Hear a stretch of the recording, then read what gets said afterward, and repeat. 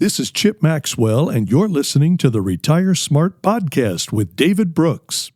In this episode, we look into a WalletHub study ranking Lincoln and Omaha among the best-run cities in the U.S., citing factors like affordability, healthcare, and economic stability, while also cautioning about fiscal challenges ahead.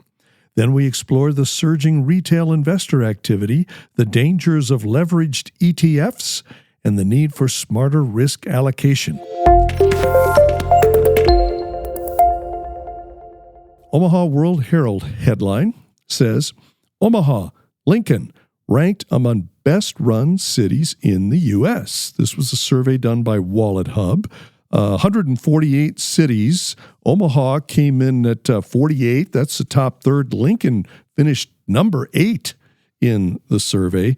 This is comprehensive financial stability, health, safety, infrastructure, education across the board. And why do you think Omaha and especially Lincoln fared so well? Well, they are. There's cities that are they're low crime cities relative to other cities of their size, right?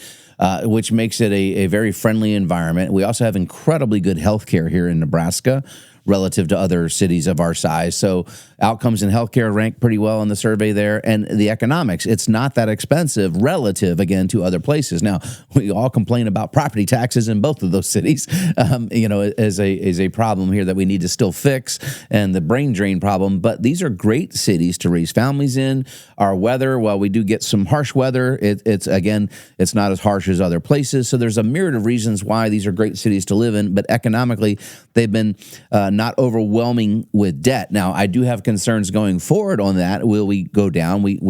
Omaha, we talked about it several times here in the last years, has gone backwards in its bond rating. Our financial rating is going the wrong direction. We just had a new mayor elected. We'll see what the outcome is. It's too early to call any of Mr. Ewing's policies at this point, but economically, I'm still concerned of bonds that will have to be issued to cover the cost of this free streetcar, et cetera. But anyway, it's nice to see that we rank well, and I think that we should be doing a better job promoting that to college towns, et cetera. So, and big corporate employers here could then help attract talent from other schools, which is the reverse of the brain drain. You want to recruit talent to your city from other colleges, so the corporations here need to get on board and promote these stories. I guess maybe that's a factor in Lincoln's favor. University town, state capital town. Yeah, state capitals and university towns have an embedded economic engine, right? Yeah. The money fuels. I mean, we talk about why D.C., 5 of the richest 7 counties in America surround Washington, D.C. Yeah. Well, that's because money flows with the government. And so the capital cities seem to do well. I was actually just in Topeka earlier this week, which is the capital city of Kansas. Yeah. And the same thing, it benefits economically. It's a great town to live in. It's a smaller town, much smaller than Omaha here. But for families, I have lots of friends that live down there. It's a great place to raise a family because it's very, very affordable, and they benefit from that economic engine of government and universities. There they have, Washburn University, et cetera. David, right before we sat down at these microphones to do this show, you sent our team a series of charts about call volume, and I'm not exactly sure what I'm looking at. I think what it means is that the do-it-yourself or day traders are really ramping up activity, and what does that mean? Well, it's not just the do-it-yourselfers. I did make a comment that the retail investor might get burned if they're not careful here. We do have retail investors going all in. You got to remember, we have a whole generation of investors that have never been through a bear market yet. They've been investing for the last 10 to 15 years, other than a quick snap down and a COVID drawdown. They've never really experienced a prolonged recession. We haven't had one in 15 years, or a severe bear market. And remember, the last 2 severe ones were over 50% down, the dot-com era and then the Great Recession of 08, 09. So we have a bunch of people lulled into a false sense of security. Yeah, they don't believe that these things can happen. Yeah. And I'm here to tell you, I've been doing this for almost 3 decades, a long time.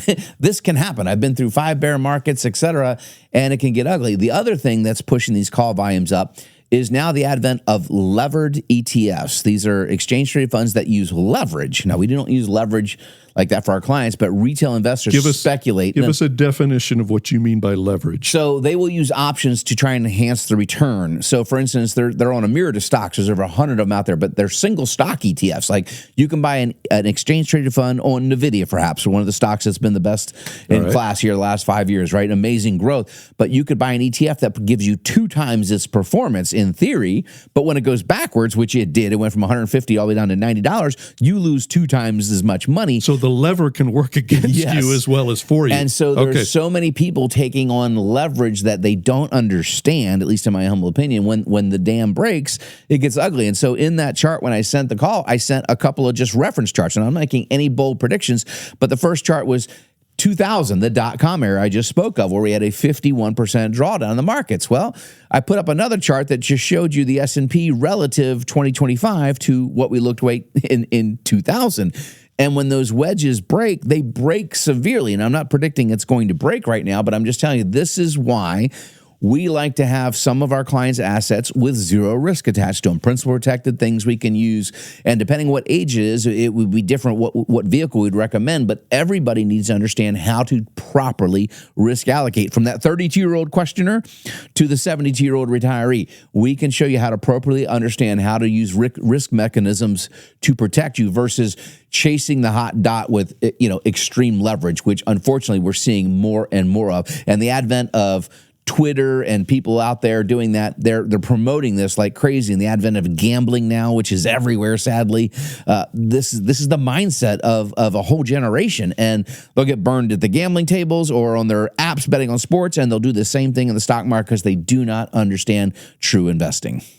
In the first segment of the show, we were celebrating the statesmanship of Donald Trump, how he's exercised power but also diplomacy in the Middle East, and ultimately wanting peace and prosperity for all involved. He got a little frustrated early in the week when it looked like Iran and Israel might be violating the recently declared ceasefire. I think I heard our president let loose with an F-bomb, but otherwise, he's been a model of decorum.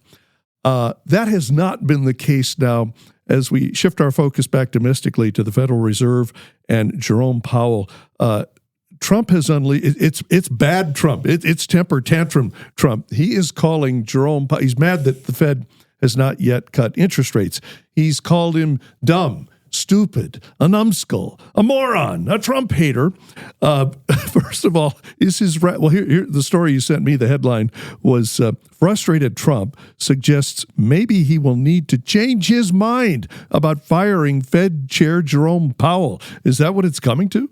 Well, here's the thing. If they're data dependent, I'm with Trump on this. Powell should have already lowered interest rates, and he needs to get on it. Now, you had one Fed governor come out and say, maybe we'll do it in July, right? They're behind the 8 ball here. Europe, here's the other thing, Chip, you have to understand. Europe has already cut rates 10 times since last September, right? When we had the cut, Powell, we had inflation of just over 3%. We're making progress, he said, so we're going to go and cut 50 basis points. And I called him out, well, wait a minute. We're still a long way, 33% from the goal of 2%. And you're cutting 50 basis points? You only do that in history in crisis. So it seems very political when you look back now that he did that maybe to try and help the last administration stay in office. I don't know if that was the motivation or not, but it sure looks like it. Now you flash forward, inflation continued to come down. We got all the way down to 2.3%, and they stand back. Oh, we can't do it. We're data dependent because we think there may be inflation from these tariffs. Well, there's been no inflation for the tariffs, and when you study economics, they don't actually create inflation. We've gone over that many times. So now he's saying, get this, you ready for this word? Transitory. The suppression inflation is transitory, and it's going to rear its ugly head down the road. Well, guess what? If you're data dependent, you can raise rates down the road, but you should be cutting them now. You're harming our country. Trump is absolutely correct because we're financing so much debt at these higher rates when he could simply lower the rates and help our government spend less money. Wasn't that word transitory? Wasn't that the buzzword? Wasn't that the magic term from a few years ago that inflation would be only transitory? We called him out then. We called that was BS in my humble words. For years. So I think that it's absolutely ridiculous. Now, I quote her sometimes often.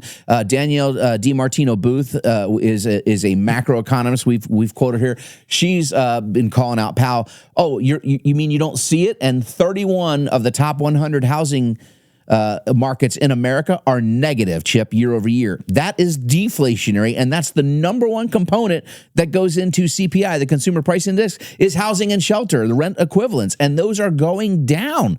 So it absolutely seems political at this point why they have not lowered interest rates. But again, I'll bring it next week. Brian Westbury from First Trust Portfolios is calling out the Fed as well. They're going to lose $100 billion the way they're running the Fed. And we need to have Congress step in and take some action here. Well, speaking of Brian Westbury, let's squeeze this in a minute or so we have left, David. Brian Westbury of First Trust, you reference him often.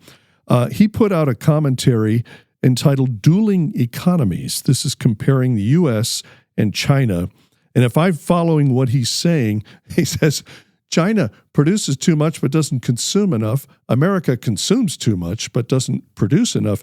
They both need to find the right equilibrium for their own sakes and for the sake of mutually beneficial trade. Is that what's going on? Yeah, so when we took the dollar off the gold standard back in Nixon's days, right, the only way to make our fiat currency actually work and stay as the dollar reserve is we had to become a nation of consumers. We had to import, so we had to create these trade imbalances. We had to start importing. Now, that was good for the American consumer. We got goods and services cheaper, right, textiles, et cetera.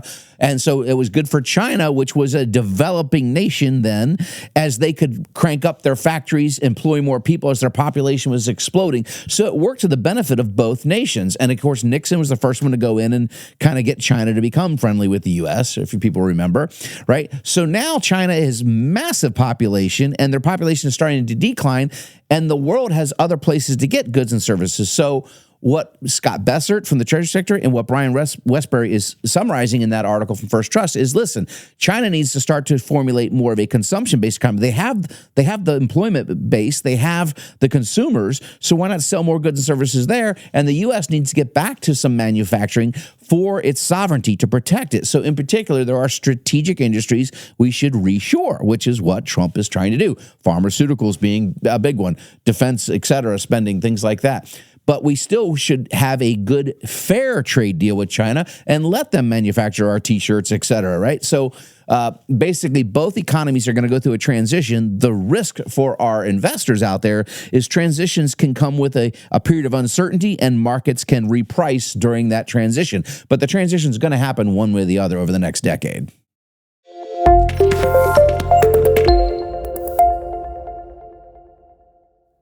Thank you for listening to the Retire Smart podcast with David Brooks. If you want to learn how to generate lifetime income, reduce your tax bill, and maintain your lifestyle in retirement, visit retiresmartpodcast.com. And make sure to subscribe to keep up with new episodes every week.